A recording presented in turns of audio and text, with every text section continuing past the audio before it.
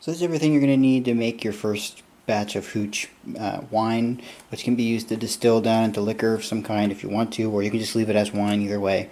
For me, I'm not going to care about the end product of the wine because I'm going to distill it down, so I don't really care, which is why you see the just bread yeast that I'm using here is not very nice. It doesn't make very delicious wine for sure. Normally you'd use something more like wine yeast or something that's like champagne or some that you use for champagne or something of that nature. But then of course I like to use just cheap grape concentrate, 10 cans, and then 7 pounds of sugar, which we'll measure out here on my scale, and then 5 gallons of water to measure that out. And then what we'll actually do is we'll take one of those 5 gallons of water and we'll mix our sugar in with it, and we'll boil the sugar into a solution that we can actually put in there. We don't want any granules of sugar in the bottom of our gallon container. I'm actually using one of these drinking water containers that holds, I think it's like 7 gallons or something like that. And I'm just going to stick this just outside the apartment and just where the sunlight will hit it over the next 2 weeks, and that'll help keep it warm. During the wintertime, I keep it inside right next to my computer while I'm mining bitcoins while I'm at work. But other than that, this is pretty much it, just for your basic recipe. 10 cans of grape concentrate. You can swap this out for any kind of fruit really in the same volume. You might have to check and see, reduce your sugar content, or I should say increase your sugar content, because these already have sugar in them. So it wouldn't be a full 7 pounds of sugar. It'll be probably more like 10 pounds of sugar for the amount of fruit you're swapping out for this. It can be apples, it can be bananas, it can be anything you want. And I would normally, like what I'm looking at right now is, as soon as orchards open up, is see if one of them will, like my local orchards that are around me, see if they'll take crypto for apples. Like there's an apple orchard very close to me, and that'd be really great to make like apple wine or apple hooch, and then distill that down into moonshine, and then kind of make what I'm thinking of is making like an apple pie. Add cinnamon and a couple other aging stuff in it. I think that'll be pretty good. But for just grape wine, I think this is going to be a pretty good recipe for you guys to test out and try. So I'll go through these steps and make it. So essentially what I'm doing here is I'm just going to boil down the sugar into a solution. I've already measured it out on my scale, and I got exactly, hang on, let me turn this off here. I got exactly 3 pounds and 8 ounces. 16 ounces makes a pound, so it's 3.5 ounces. So this is exactly half of the sugar that I need. And unfortunately I don't have a big enough pot to boil. I mean, I suppose I could use my big still pot. That'd probably work, but I'm only using a small pot. And so I'm using 2 quarts of water. 4 quarts makes a gallon. And I'm going to boil this water and slowly put the sugar in. And this should just barely fill this pot all the way full, unfortunately, because this is all I can fit in this pot. And then I'll be back with you here in a little bit. Alright, so it's not boiling yet, but I think I'm going to go ahead and try to add this sugar here and see if we can get it to dissolve in here.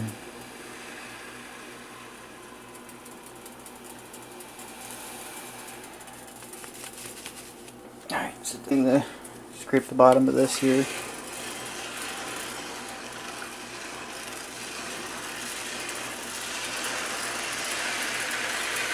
Maybe you can hear the sugar now.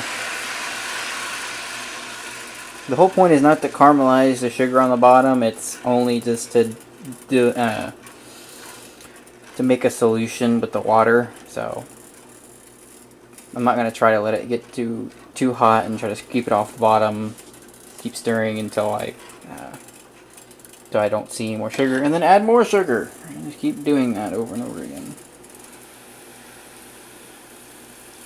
until you're out of the sugar, and just keep doing this until it's going to look like a really dark green liquid, actually. It's from the sugar canes.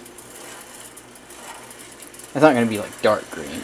It's going to be hard to see through because it's going to look like not quite like a crystal, but you're going to tell the difference between sugary syrup, and it's not going to be caramelized syrup, but it's going to be pretty much like a syrup when we're done.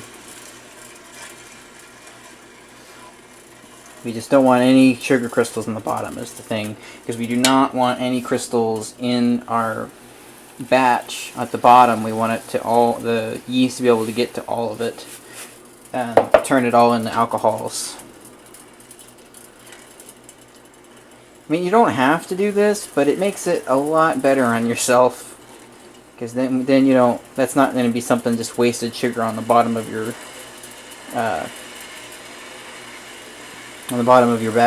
mash, whatever mash you're using, whether it's grape wine or whether you're using corn and barley, or if you're making any kind of fruit brandy, anything that you're going to turn into a mash for distilling, or just turn it into, like I said, make to wine. You can use bananas or use any kind of fruit really to make brandy. I prefer brandy because I like the sweet flavors anyway. Plus, I think it goes down much smoother than. I mean, I like whiskey too. That's my second favorite. But if you want to be freaking Russian and you want to make potatoes into, all right, that's the last of my sugar. If you want to make potatoes into your vodka, sure, go for it. I don't care. But I personally think making wine and turning the wine into brandy is probably my favorite. But if you want to be like the old school guys and turn corn, that's probably going to be what I eventually do when I get my property I'm looking at, is buy up a bunch of land and then make big cornfields and then turn it into ethanol. Because even if I don't make it into drinkable stuff, it'll still be really good resource for cars. So, just thinking ahead for the boogaloo.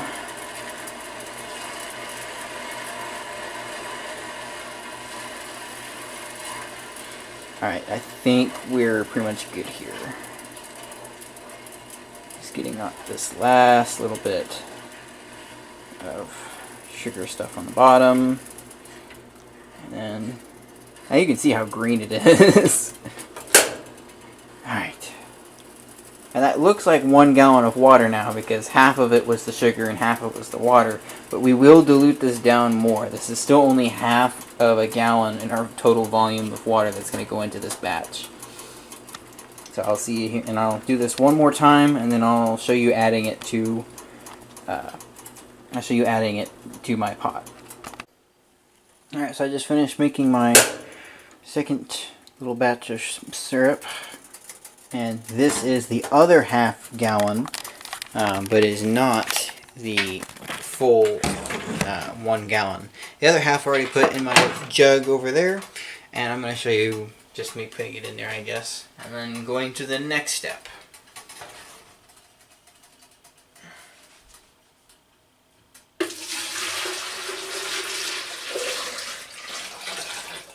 See, it looks like a gallon, but, you know, most of it is all sugar.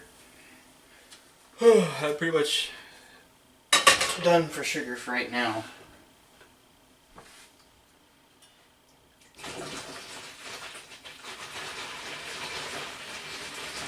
There, now that's 1 gallon of 5.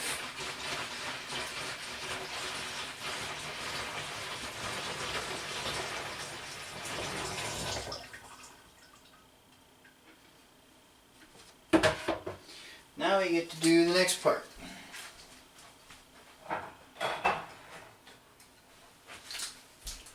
All of these motherfuckers.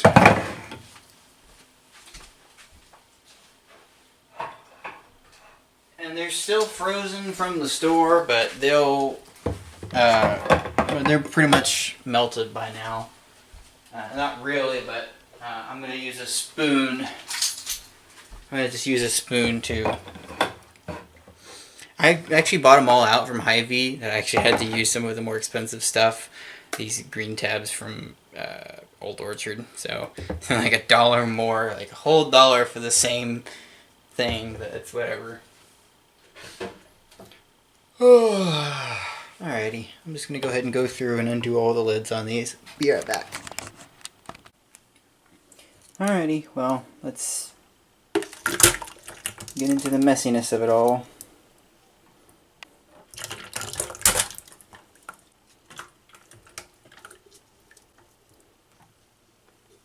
It actually seems like these actually have a lot more in the bottom of them that are frozen than these in these cans, in these cardboard and aluminum cans. They don't.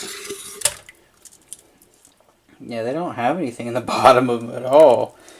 That's funny. That actually might be better to use these because that's more pulp than these. It may just be more concentrated actual juice rather than pulp. Because yeah, that's mostly just syrup. And in the bottom of there's not much. That may actually be better to use the more expensive stuff. I don't know. It'll still do the same job. Of those big ones here.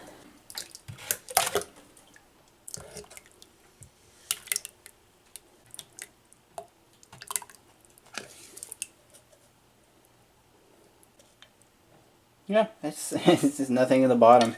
It's funny. The Welch's stuff and this in the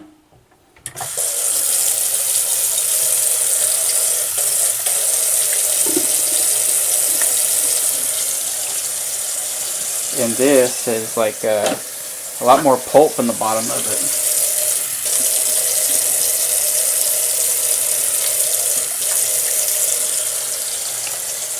And of course, if I really wanted to be nitpicky, I would like scrape all of these out of there, but I'm not a very patient man. I'll go ahead and get that out of it. Obviously, I'm not going to waste that.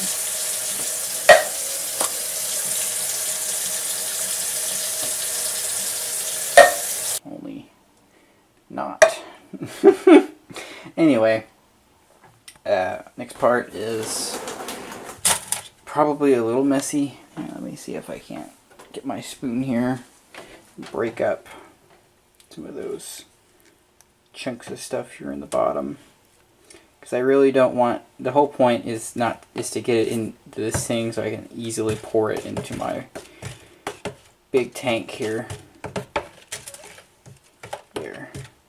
Yeah, normally you would just pull it out of your fridge, or if like you're doing what I did, is wait for it to melt a little bit after you bought it from the store, or take it out of the freezer, wait for it to get room temperature, but this is close enough. There.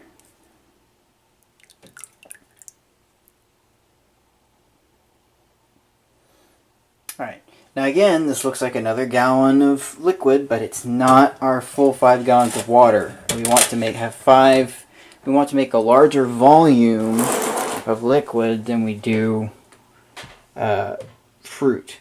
And the reason for that is it makes it a much better, gives it a much faster, a larger space for the yeast to work. I had a big clump right there. It makes it an easier space for the yeast to work. Instead of taking like a large period of time, and you can have potentially bacteria growing in certain areas before the yeast gets to it and kills it off and eats the sugar. You want it to give it the most amount of space to work and spread out. And then when you boil it back down, won't matter anyway, because you're gonna just boil out the alcohol and then leave the water in the bottom. And when you distill it, so it's not gonna matter to you too much for that. And so now we've got 1 gallon of water, 1 gallon of syrup, and now we need 4 more gallons of water.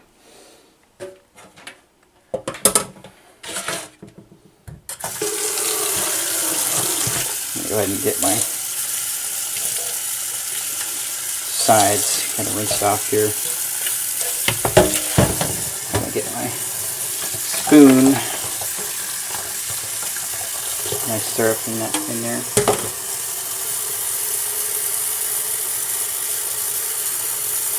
Also, when you buy a tank, obviously wash it out so you don't have the taste of plastic in there. Like, rinse it out with some chlorine if you can.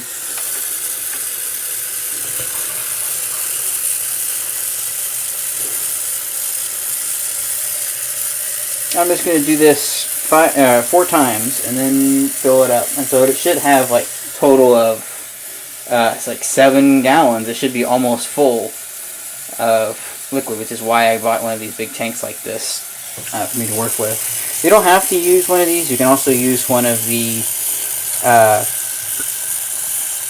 you can use pretty much anything to put it in. You can use a water cooler. You can use a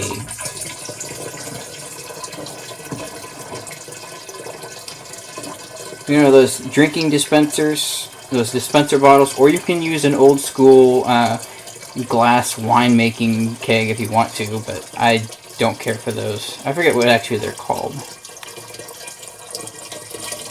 And I'll show you why I like the water tank here in a minute after I get the yeast and everything in there.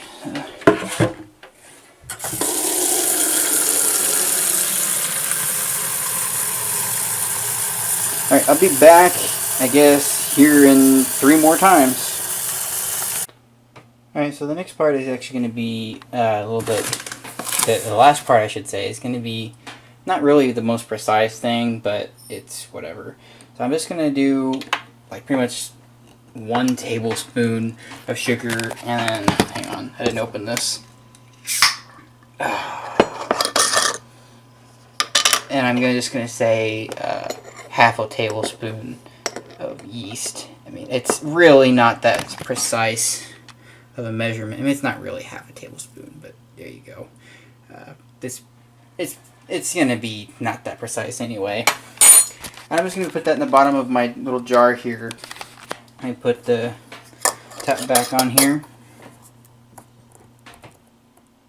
And we are going to get some water that's warm but not hot. So all this is really going to do is just activate the yeast before we put it in the jar. You can put just the tablespoon of yeast in there, but I like to give it a little kickstart before I put it in there. And it doesn't take very much water.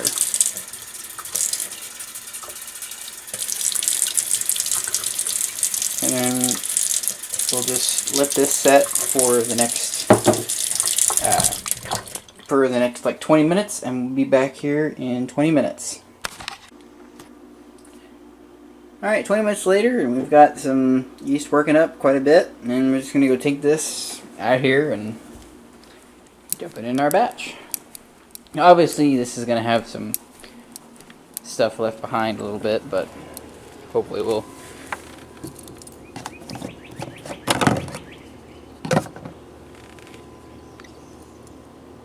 I'll just do it in one rinse, hopefully. I did okay. Yeah, probably make one more rinse out. But you can see here that I've got pretty much just this basic lid here, and then on the back here I've got a vinyl tube that fits right over this air release, and this is going to go all the way through this vinyl tube, and I've got water here in the bottom of this. So this is my airlock.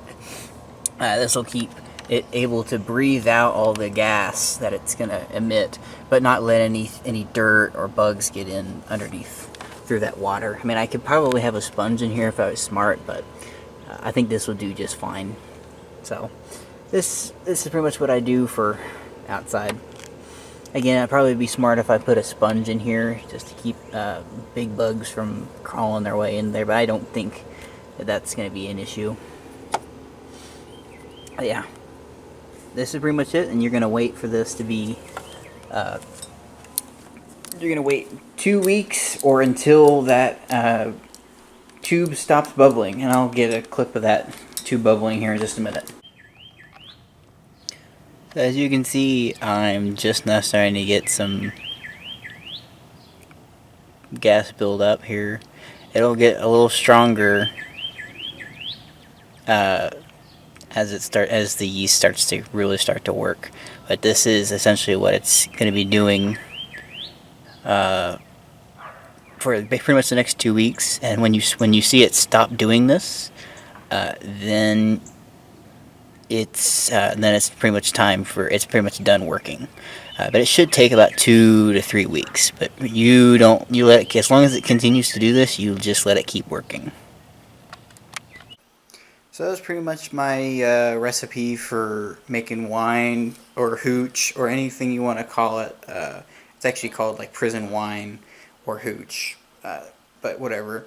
It's a cheap version of wine. It just uses bread yeast. Like I said, you can use more expensive stuff if you want to. You can use other vegetable matter. You can use potatoes, carrots, pretty much anything that yeast will work on with sugar. That will ferment. You can throw it in there. But that's my personal recipe that I'm using right now. And obviously, for specific reasons, I'm personally not the one that's doing it anyway. I have a distributor that's giving it to kids in, right now we'll call it college age education centers. But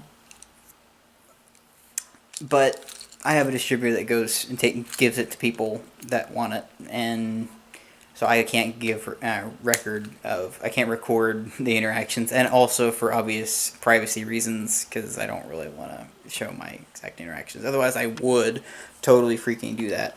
But what I might record for what I'm going to call this series is applied agorism, which basically agorism already, for pretty much the description, has action in it. But I would like to record my own little personal series of all my things that I do to avoid spending money in centralized markets, and much rather go to farmers markets and spend crypto and stuff like that. That may be my next little video that I record, is going to actual farmers markets or to local businesses. I would go to the farmers market where they sell stuff, and then see if I can't buy directly from them with crypto on their own time, and see if they'll be interested in either me spending crypto or gold. I usually have a better chance at getting people to go along with gold, but I would like to be able to send crypto and have them be able to accept stuff from anywhere. And then my next thing will probably be some things that I have in mind are making my own little private arbitration service for black markets, because I notice that seems to be the biggest thing for black markets, illegal markets, is it tends to be very gang style and drug cartels and stuff like that, but they don't, and it pretty much is always enforced by brute force instead of like having an arbiter and be very civil. Now, unlike Silk Road was pretty cool, but we know how that turned out. Hopefully, on our next efforts of FNet, I'm going to try to see if I can't set up some little third-party arbitration centers that are in the black market, but also could arbitrate on the white market. That may be something I'm looking into. But for now, just for revenue for me, I'm just selling alcohol. So, do what's best for you, and see you guys next time. Yo, just as a side note, this made like 6 bottles of product. I mean, it wasn't really a full 6 bottles. It was more like 5.5 bottles of product. And I also added a little bit of candy to some, but I already have someone that wants to buy 2 jars for a party, for a graduation party that's coming up. And I sold it to him for like $25, and if he comes back, I'll let him take $5 off his next purchase. But but anyway, just to let you guys know how much all this costs, I calculated it up, and it's like $5 here, $5 there, and then I also divided out how many pounds. It's a 10-pound bag of sugar, so I divided it by 10, and then multiplied it back up by 7, so it's 7 pounds of sugar for the whole thing, and then did the same kind of thing for the. But it turns out it was like $23.92 for the entire batch, and it made. To just give you an idea, I made 5.5 bottles of product, and I'm selling 1 for $25. That's the kind of profit you guys could be making out of this. Just to give you guys a little taste of, like, there is some money to be made out of moonshine for sure. It is a very popular product. You can probably mark it down if you want more demand, and still make a profit, make it less for what it's in the store, because you're already undercutting the tax from the store. But I make mine a little bit hotter, so I sell it a little bit more expensive anyway. Plus, I'm selling it to questionable people that probably aren't of legal age anyway. But put aside. Yeah, this is the kind of profit you're making. $23, and I'm already filling this jar right in front of me. The jar costs obviously like about $2, but again, I'm gonna give them if they bring the jars back to me, it'll be I'll give them $5 off.